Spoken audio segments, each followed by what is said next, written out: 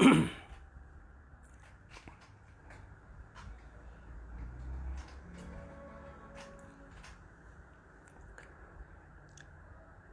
xuống kha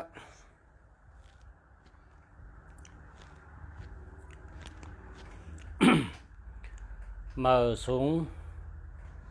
ผู้ทำเงินกูก็กูก้นกูเจ้าขามาส่งค่าแนะนำตัวค่ะเสียคุเมืองหลีออกรายการเมื่อในอันพี่น้องย้อนมาย้อนหลายก็มังก็ย้อนหึงหนามังก็ขึ้นโทรมาถามว่าย้อนเป็นใดปอกกอมปานาปชาอันเฮาย้อนไว้นั่นมีคนย้อนนำน่ะ มีคนย้อนหลายก้อนเมื่อในก็เป็นวันเมื่อในเป็นวันพัดนะเมื่อในเป็นวันพัดพอเป็นวันพัดวันอังคารวันอาทิตย์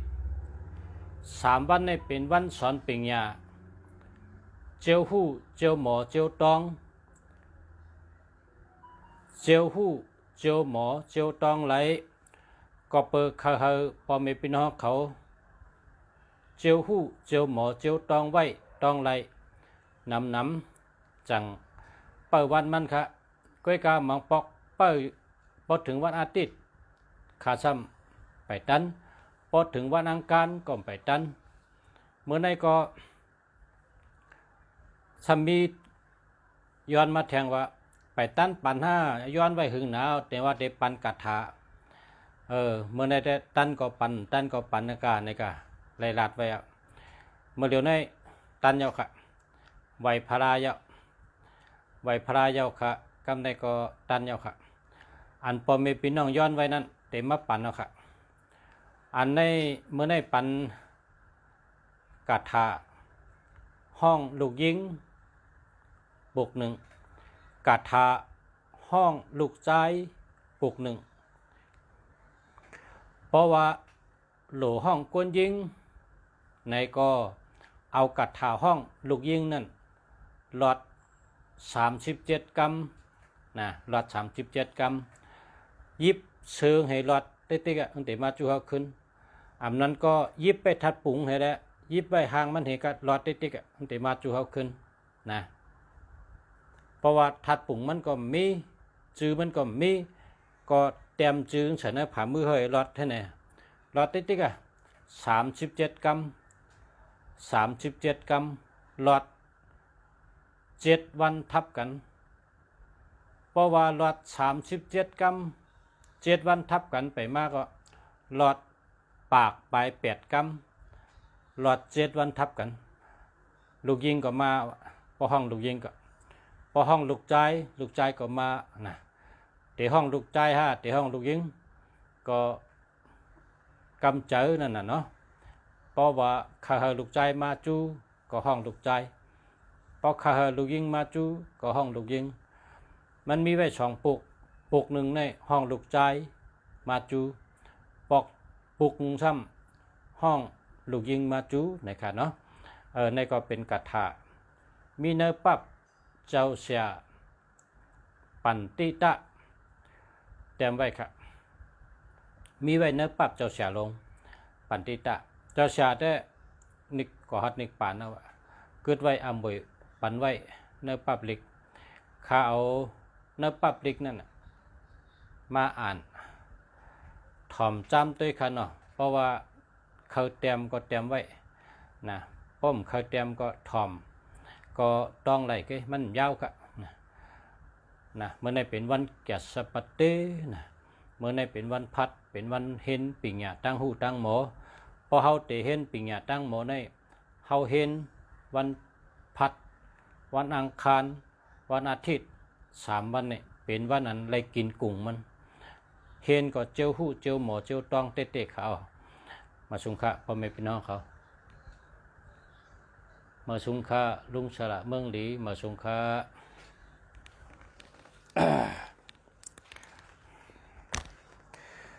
เมื่อในเตเอาอันพ่อแม่พี่น้องย้อนไว้มาปั่นเขา กาถาห้องลูกยิงปุกหนึ่งกาถาห้องลูกใจปุกหนึ่ง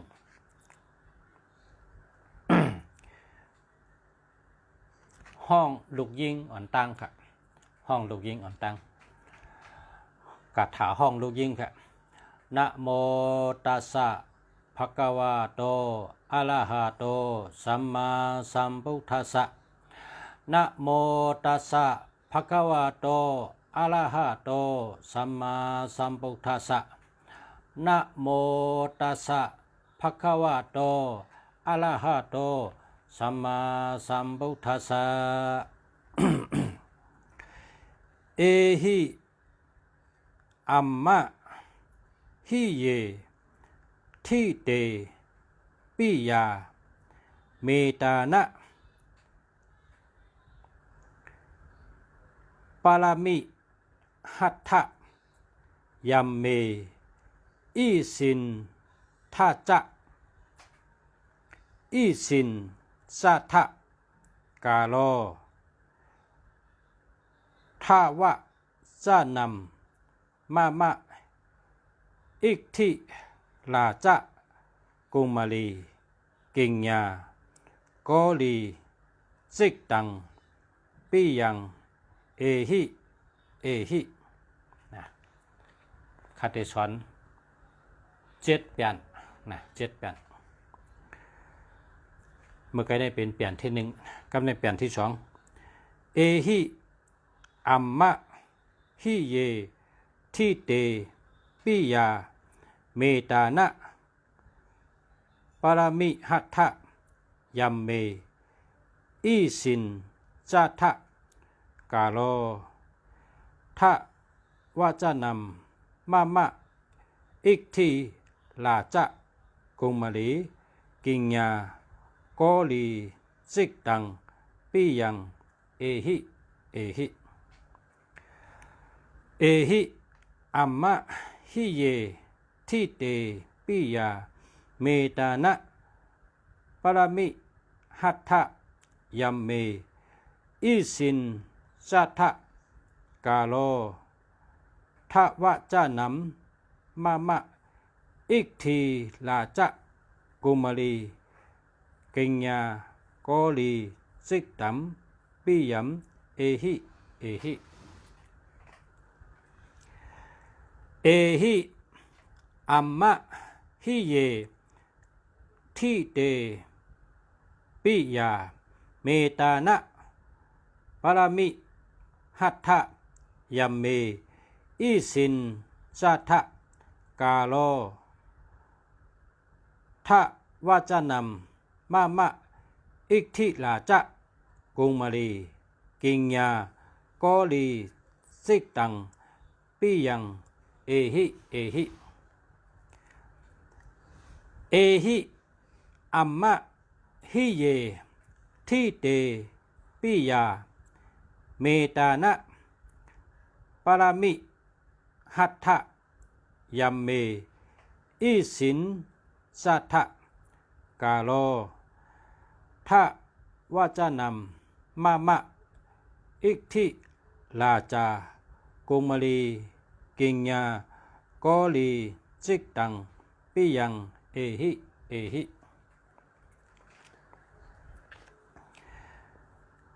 เอหิอัมมะหิเยทิเตปิยาเมตานะปารามิหัตถะยัมเมอิสินจัตถะกาโลทะวาจานำมามะอิกทิลาจะกุมาลีกิงยาโกลีจิกตังปิยังเอหิเอหิเอหิอัมมะหิเยทิเตปิยาเมตานะปารามิหัตถะยัมเมอิสินสัทธะกาโลทะวาจานำมามะอิกทิลาจะกุมาลีกิงยาโกลีจิกตัง ปิยัมเอหิเอหิเจ็ดแปดนะครับอันนี้เป็นกถาห้องลูกยิงนะกถาห้องลูกยิงนะลูกยิงมาพอลูกยิงก็เลยเฮอลูกยิงมานะพอคนยิงก็เลยเฮอคนยิงมานะห้องคนยิงมาห้องลูกยิงมานะห้องมาขึ้นนะกถาปั่นตึดมาขึ้น ห้องลูกยิงห้องลูกใจกำในเฮาเด็กลุงสละปูสละเมืองดีเตฮอกะทะห้องลูกใจนะกำในห้องลูกใจนะกะทะห้องลูกใจนะโมตัสสะภะคะวะโตอะระหะโตสัมมาสัมพุทธัสสะนะโมตัสสะภะคะวะโตอะระหะโตสัมมาสัมพุทธัสสะนะโมตัสสะภะคะวะโตอะระหะโตสัมมาสัมพุทธัสสะเอหิวะอัฏฐมียะปุถะปูเรทะมะมะปรามีหัตถะยัมเม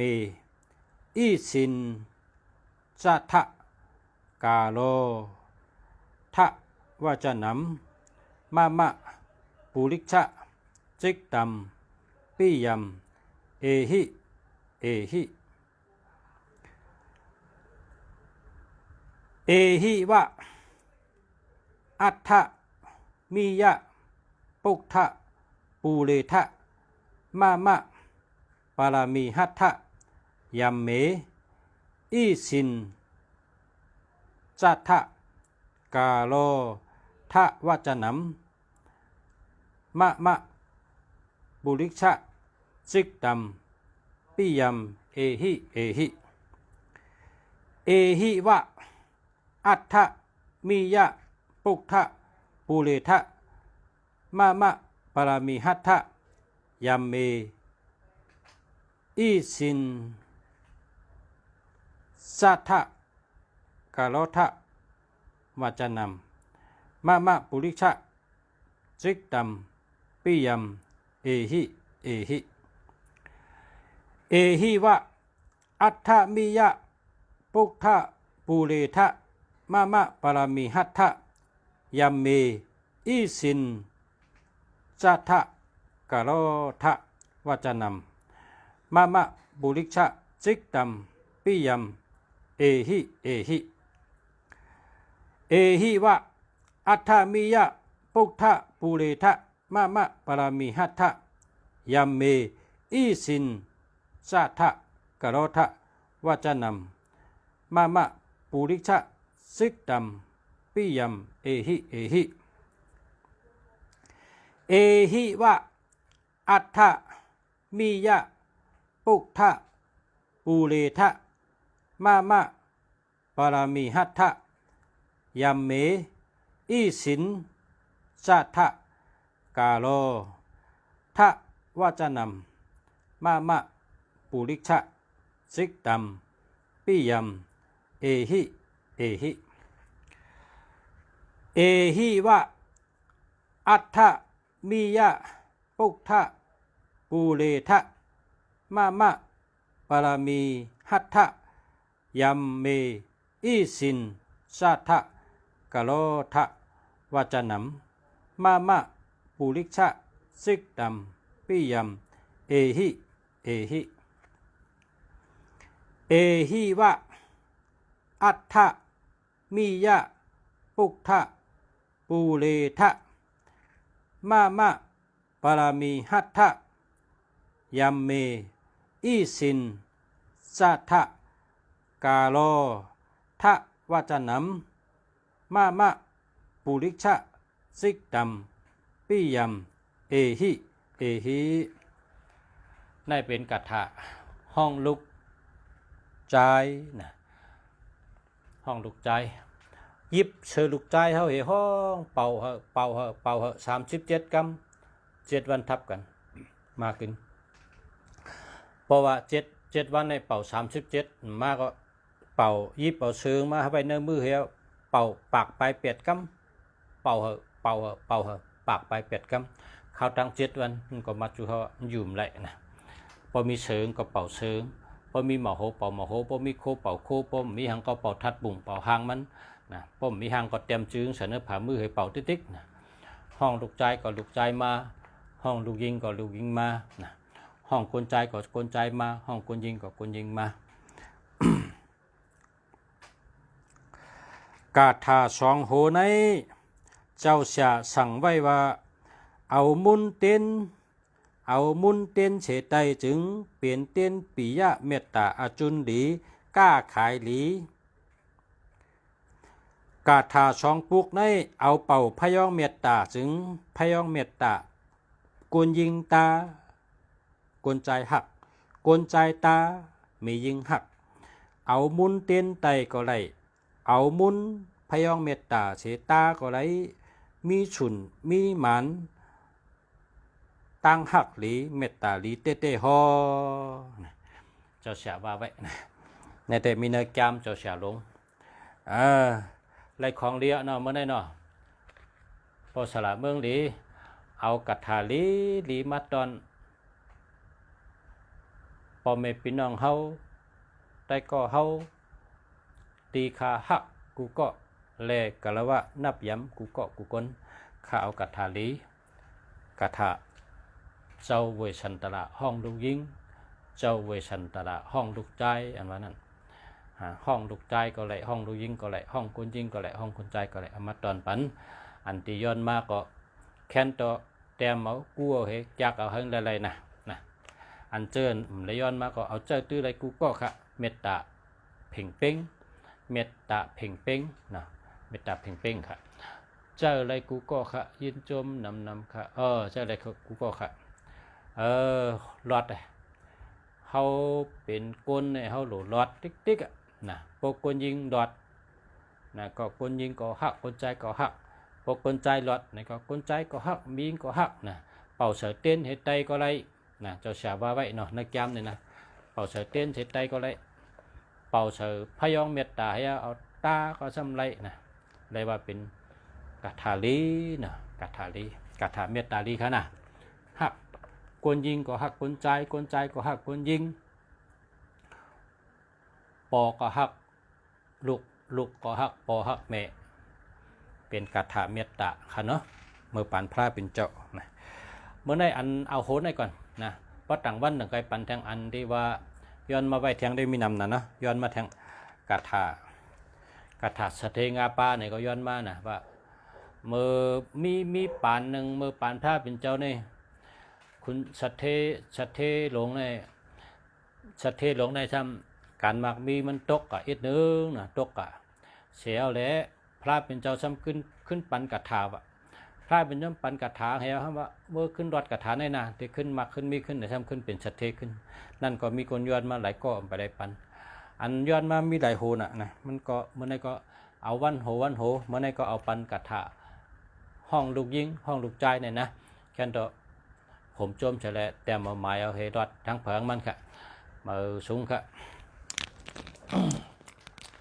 มาสูงค่ะผมมีพี่น้องผู้ทอมยินเนาะเขากูก็กูก้นค่ะได้ก็กูก็ผู้ทอมยินกูก็ได้ก็หักกูก็ค่ะเนาะมาสูงค่ะย้อนสู่เจ้าเขาค่ะย้อนชูเขาได้อยู่ดีกินหวานหลอดเพศหลอดหยันเพศกลางหยันกลางกูก็กูก้นค่ะย้อนเธออยู่ดีกินหวานกัดเย็นข้ามฉะหลอดเพศหลอดหยันเพศกลางหยันกลางให้อยู่ดีมีเงินห่างดีคึกปืนกูเกาะกูก้นค่ะเนาะมาส่งค่ะ